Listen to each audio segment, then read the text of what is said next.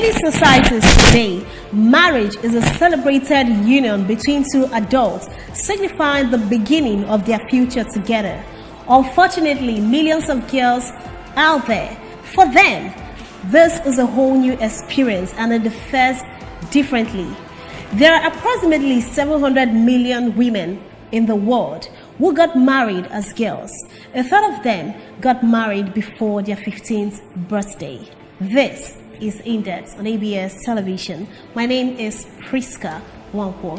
The focal point of our discussion today will be on child marriage, causes, effects, implications, and lots more.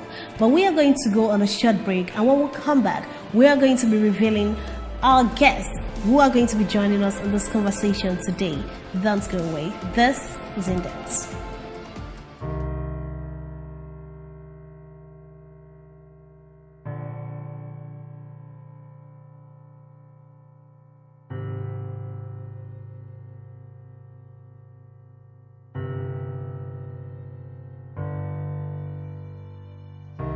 Child marriage is a global issue that is extremely prevalent in developing nations. According to a report by the World Health Organization in 2018, 2.5 million girls under the age of 16 give birth annually in developing areas. According to UNICEF, Nigeria has the third largest number of child brides in the world at 3,538,000 and the 11th highest prevalent rate of child marriage globally. A 2017 World Bank study estimates that child marriage costs Nigeria $7.6 billion in lost earnings and productivity each year. Scholars have emphasized that the human rights of a girl child is being violated through early marriage, as globally, international bodies recognize 18 years as the legal age of marriage.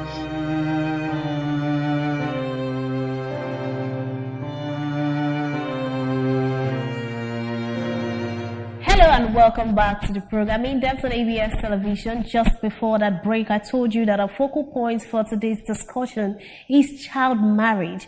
A lot of time we see young girls who are barely out of school being forced into marriages without having the first inkling of what actually they're getting themselves into. So today we brought some people that will be joining us on this conversation for them to also lend their voice to this issue of child marriage. I'm talking about Dr. Uju Okoye. She is a reproductive health expert. Hello, welcome to the program. Thank you. Okay, and of course, she's not alone in the house. We also have Charles Waka. He is a legal practitioner. Hello and welcome to the program. Thank you and good morning. Okay, and you'll be wondering why a medical expert and a legal practitioner. But in the course of this discussion, you are going to find out the answers to those questions. But first of all, when we talk about child marriage, Dr. Uju Okoye, what does it entail? Okay. Child marriage is contracting a marriage under the age, the said age, that's below the age of 18 years.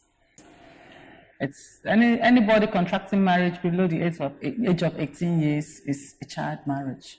Okay, but you know, the United Nations and some other international agencies, they've said that forcing young girls who are not up to 18, which is the legal age for an adult, into marriage is a violation of the fundamental human rights. Yes. Now, if actually this is a violation of your rights, then why have child marriage continued to thrive despite these rules and these regulations? Barrister Waka. Thank you very much. Let me clarify the child marriage. It's a formal or informal union between parties that are under 18 years. That is, we are looking at one of the parties or either of the parties below the age of 18, okay, that is contracted in marriage. And the issue of child marriage, unfortunately, is almost in all parts of the country, or all parts of the world. And why it persists. There are many reasons. We are looking at, for instance, culture. In our parts of the world, we are looking at poverty too. We are looking at unawareness on part of the parents.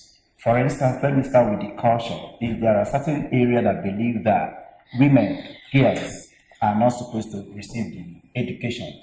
Hence, that is the best thing for them to do is to get married as soon as possible. So it pushes them off. The parents pushes them off to marriage. Okay, you know, while you were speaking, you said something about girls not being supposed to receive education. So now I'm wondering, this obviously is a mindset of what parents or guardians they feel that this is the reason why they will not waste their resources on the girl child. But my question is, this kind of mindset, how does it affect these children? Oh my God, it affects them in a very, very grievous way. For instance, when a child is given out in marriage, obviously the child will not get the required education or training, any sort of training that will enable her to be independent on herself.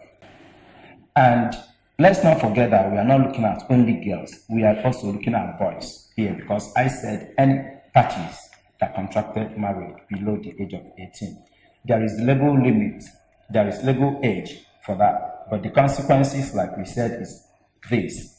You prevent the child from getting education. The consequences is that it's a kind of vicious circle. Poverty is end of the day. When you deprive the girl from getting the education, she will not sustain herself. She's inability to know her rights. Then obviously she's gonna end up, being poor because she cannot sustain herself, or she cannot be able to, to be independent. You need skills, you need to be educated, she needs to, to get experiences. But the whole thing has been terminated at a very tender age. Hence, her inability to cope with the challenges of the life. Okay, Dr. Uju, based on what Barrister Waka is saying, it will appear that parents, they actually have a very big responsibility to play when it comes to their children, particularly the girls getting married on time. What are those responsibilities of the parents? Okay, thank you for the question. The parents have a huge impact or huge role to play when their child is getting married. First of all, I will start by saying this let's go back to child rights. Now, child's rights law was first, the policy was first brought into Nigeria in 2003. In 2004, it was domesticated in Anambra State.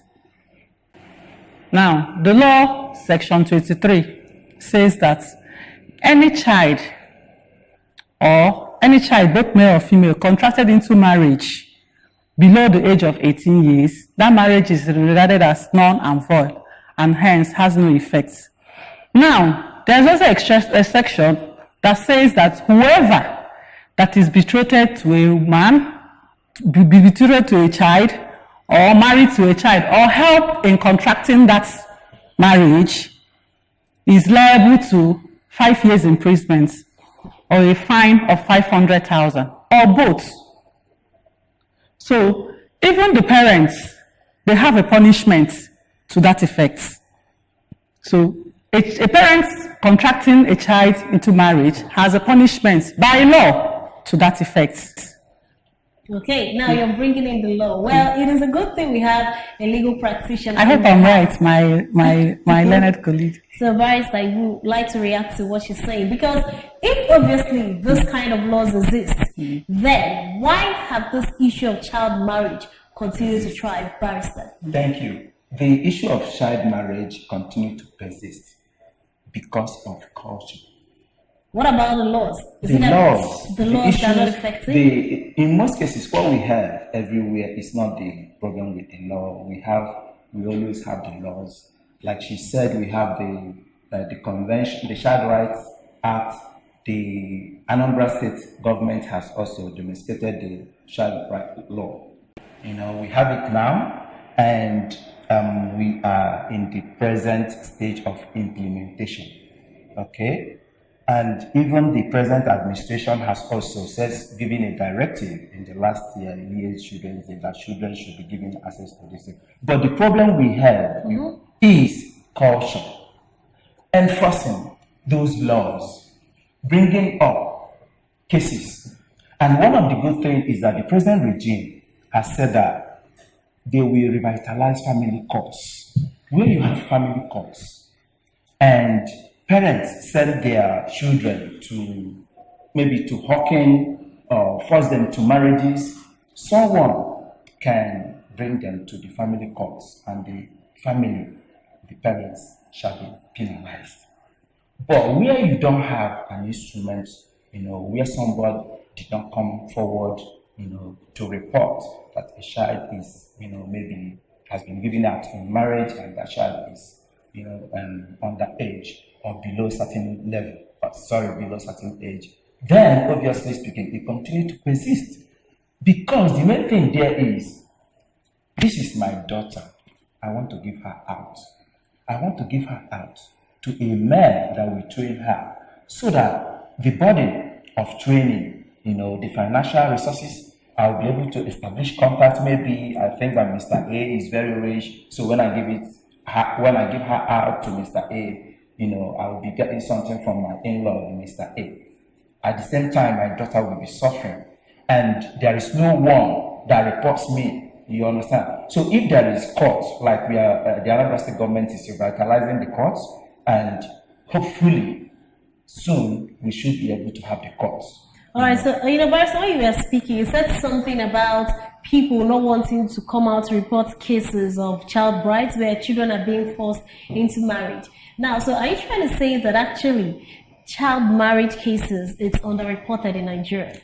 Actually, I think not only child marriage, we have also related issue of child labor, where children are given out to work under certain conditions and longer hours. The challenge that we have in Nigeria is enforcement, implementing those laws. We have it here in Anambra State. Anambra is always in the forefront. These challenges, is it not something that can be overcome? It is something that can be overcome. So what is the delay? Why is it that? Because it seems like saying that there are challenges is like you're saying that there is an excuse why somebody is going to push a young girl into marriage. If the challenges exist, is it not for some people to find a way to counter these challenges? Exactly. That is why I said everything is rooted in culture that you're still saying. Let me clear you very well. Okay. A man and a woman feels the girl has to get married. You understand? That is one. The neighbors or the relations think that Mr. A and Mrs. B has the right to give out their daughter at marriage. So you don't question what they are doing. Because it's their business or because it's their family affairs. That is the cultural thing. But another thing is, if you report to police, I don't know, the attitude may be, what's your business? Mm-hmm. The person that they are giving out has not refused, why do you bother? So we have to sensitize the people to let them be aware that this is unfair to the children in general. Okay. All right. Dr. Uju, Barrister Waka has already said that sometimes cases of child marriage are usually underreported. Now, the question is, how can we encourage people, the victims or even bystanders that are just in the background, that know that this kind of a thing is happening? How can we encourage them to come out and speak up? Because I believe that it's when these cases are brought to light that something can be done. So how can we encourage people to break this culture of silence? Thank you for your question. The child rights, there is a committee in Anambra State, the Child Rights Committee. Initially it was on, it died down, but late last year, it was inaugurated. First, why did it even die down in the first place? Well, I wasn't in the first one, so it was inaugurated again. Right now, it's fortunately, I'm part of the Child Rights State Committee. Oh, interesting. Now, the Ministry of Women Affairs are anchoring this together with ROLAC, and they have gone a massive awareness on this child's rights law presently. Now, they have an office as the Women Development Center, their secretariat there. They actually were, in conjunction with ROLAC. ROLAC were the people that actually initiated the issue of having family courts so that they can have places these children and these parents are tried, like the law has stipulated. Right. Now, this is underreported. Yes, I agree with my colleague. Is underreported, but then the awareness needs to be created, and this awareness is ongoing right now, where individuals, it doesn't have to be the parents, it could be a relative reporting this case to the appropriate authority, and the appropriate authority takes over the case and sees it's implemented. Okay, all right, thank you very much, Dr. Uju Okoye. Okay, at this point, we are going to go on a short break, and when we come back, we're going to be discussing the implications and the effects this issue of child marriage has on both the victims and the society in general. Don't go away. This is INDEPTH.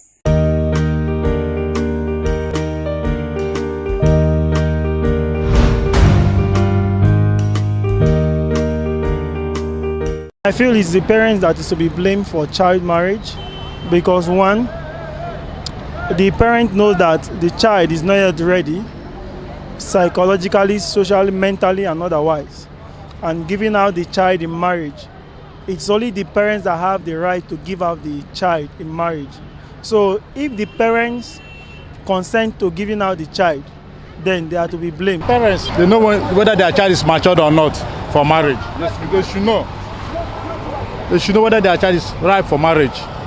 Don't push them to marriage like that. You understand? In our society, every one of us, we need to blame ourselves. We need to blame ourselves. We need to blame our culture. We need to blame our laws because we do not have adequate laws to cover the issue of child marriage. Now, I want to thank actually the fact that recently we've gotten the child rights law of Anambra State. But even though those laws are there, our people are not well informed.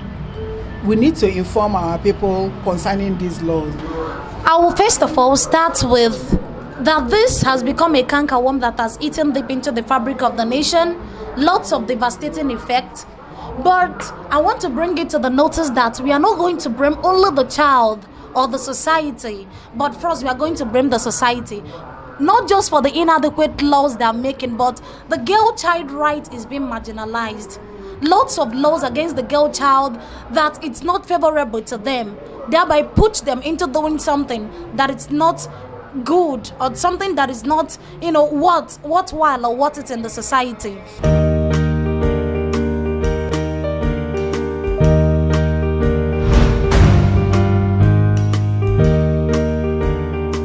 You're welcome back. This is still INDEPTH on ABS Television, and the focal point of this discussion is still child marriage, causes, effects, implication, and lots more. And I still have my analyst in the house. I'm talking about Barrister Charles Waka and Dr. Uju Okoye, reproductive health expert. Okay, and now I'm going to, come over to you, Dr. Uju. Now, you're a reproductive health expert. Yes. Now, apparently, child marriage should have something or a link to health based on the fact that there should be consequences of forcing young girls who are not yet old enough to get married into marriage. So now tell us, are there health implications, consequences of, getting these young girls into marriage very early? Yes, there's a lot of medical implications. Lots? Yes, Wow. of medical implication. Interesting. Okay, let me start with the first stage, which is contracting the marriage.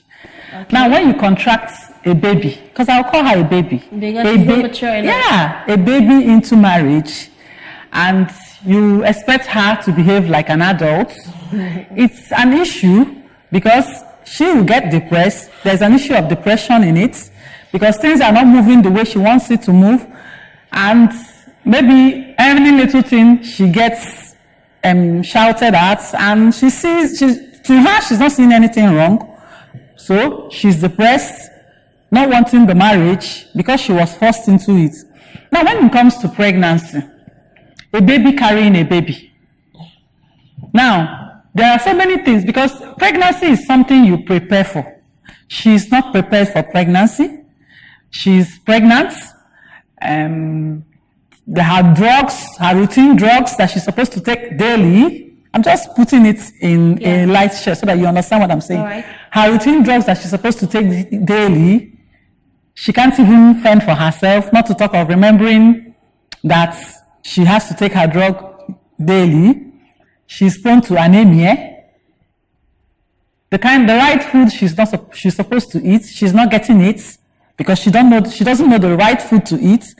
She's prone to iron deficiency as anemia. Now, at delivery, her pelvis is not matured enough for a baby to pass through. Now, she's prone to having a premature baby, and during delivery, she's prone to having, the baby is prone to be activated, what we call beta asphyxia. Because there will be obstructed labor, I don't want to use so much medical terminology. So now, obstructed labor, what I mean by obstructed labor is that because the pelvis is not matured enough, baby cannot pass through. So baby is obstructed. So the delivery, it will be difficult. And if the baby's head is still at the pelvic region, baby is not getting enough air, baby is activated. That's asphyxia. That's what I mean by beta asphyxia. Like choking? Yes. Okay. Now, when it comes to delivery, the woman, because her pelvis is not matured enough, she could have obstetric palsy. Wow. What I mean by obstetric palsy is maybe after the delivery, she might find it difficult to walk because the pelvis is affected because of the large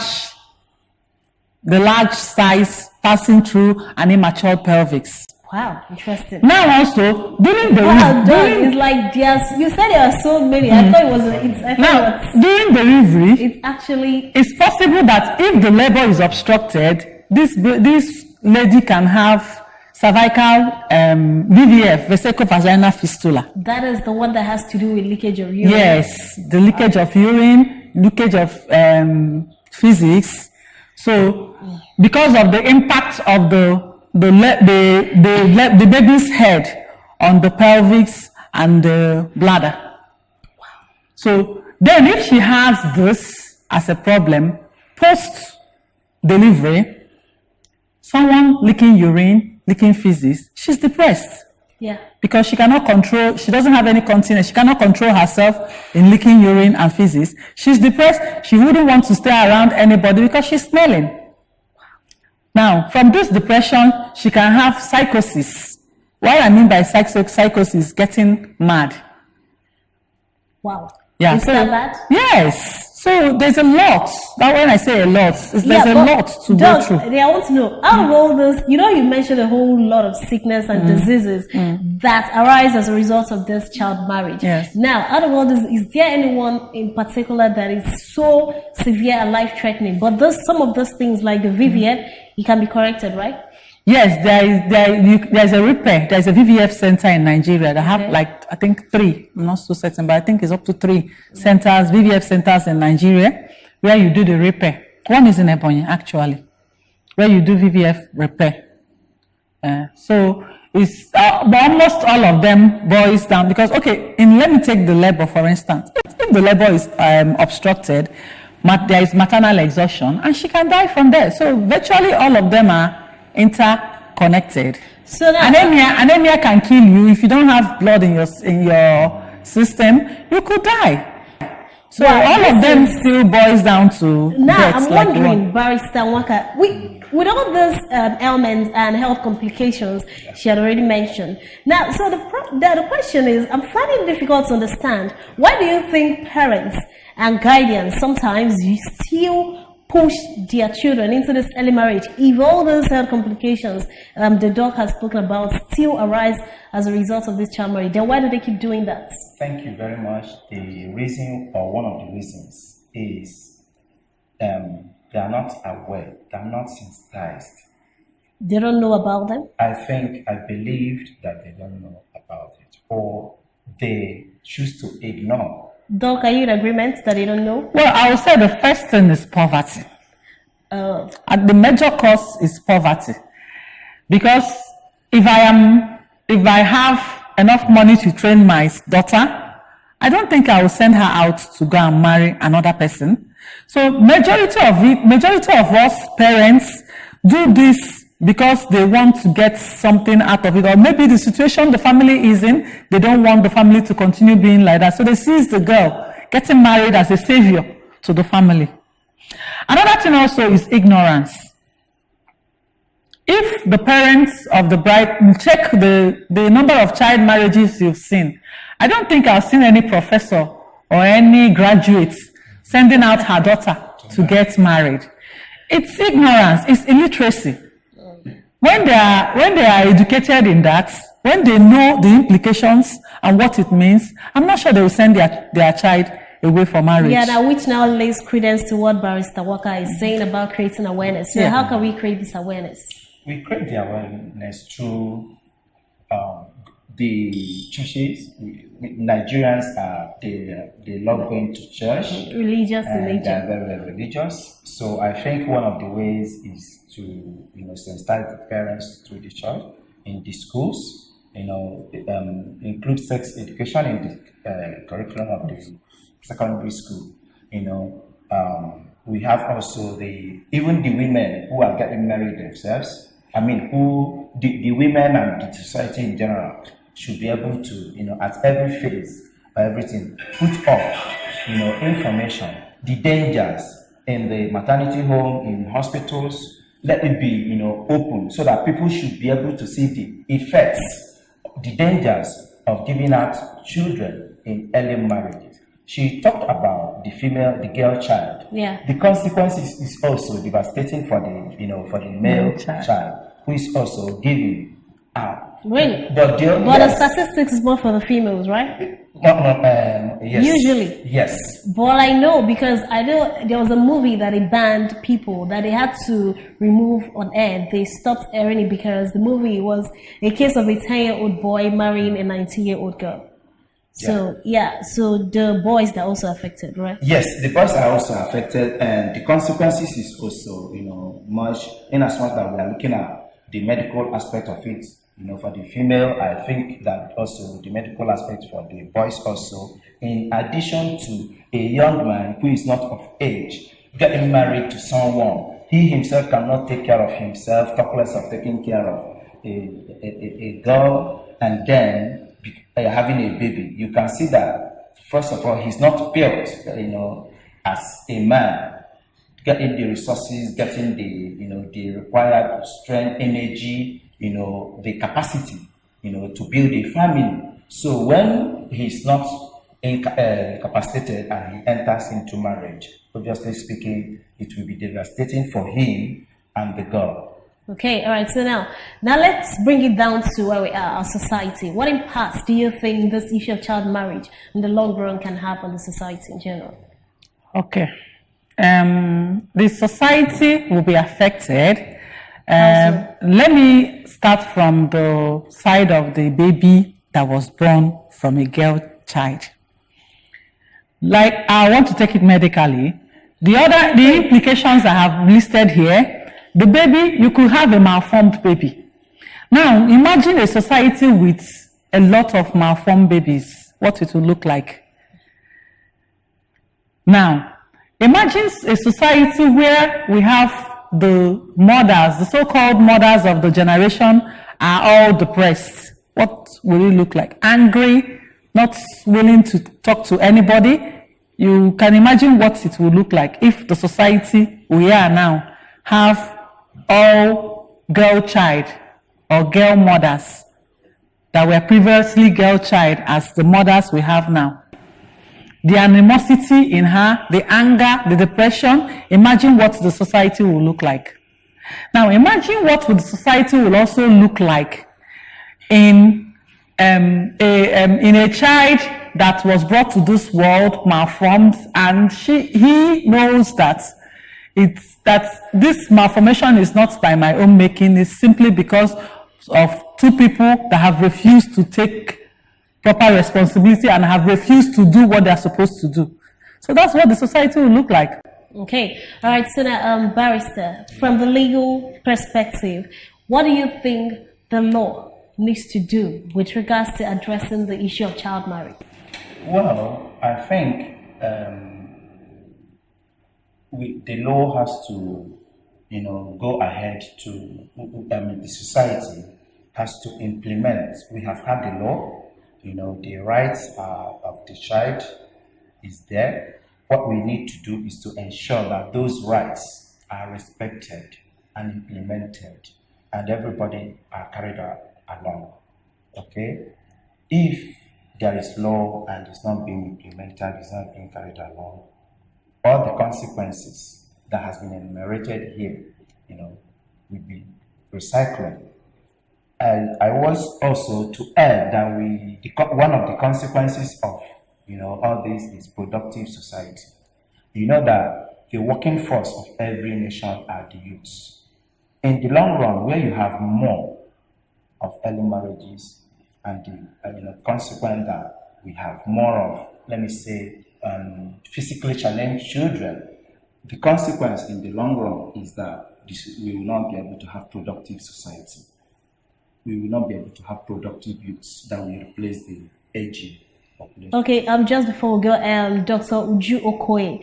Now, if you were to speak to a child out there who have been a victim of child marriage, what will you say to the person right now, briefly? Okay.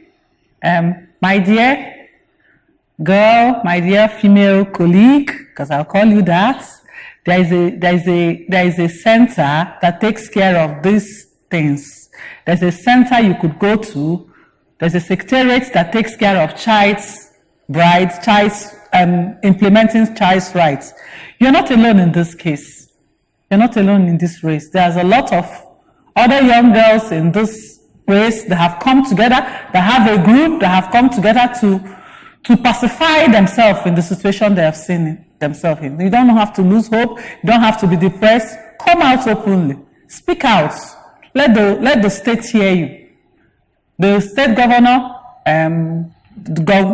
His Excellency Willie Obiano, he's passionate about the children, very passionate about them. So you're not alone in the case. We have a secretariat at Women Development Center where you could come and complain. All right. And actions will be taken into. Thank you very much. Okay, and Barrister Charles Walker, speak to the parents. What will you tell them?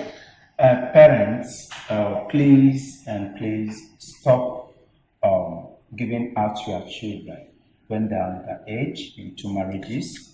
Stop sending them out for hawking or other related vices that has to do with children. And those that are already there with child marriages, there are rehabilitation centers, that is under the hospitals and some psychiatric hospitals. Please make yourself available. Let your cases be heard. Open up to everybody in Anambra State and Nigeria as a whole. Please, it is our responsibility to speak out to this evil. It doesn't matter whose child. Let us all come out to voice it out. It is evil. We have to condemn it. We have to bring it out to the notice of the society, to the police, to the hospital, to the ministries and the agencies that are responsible for all, child-related cases. All right, thank you very much. I guess we'd like to thank our guest, Dr. Uju Okoye, reproductive health expert. Thanks for coming on the program. Thank you. And of course, Barrister Charles Walker, thank you for coming on the program. Thank you. Well, you've heard it. Every child has the right to decide the path they want to take in this life. Do not force any underage child into marriage so they don't end up regretting it or it ends up affecting them in the long run. The betterment of our society is dependent on the decisions we make today. So do not push any child into any marriage. Till next time on INDEPTH on ABS Television, I am Krista.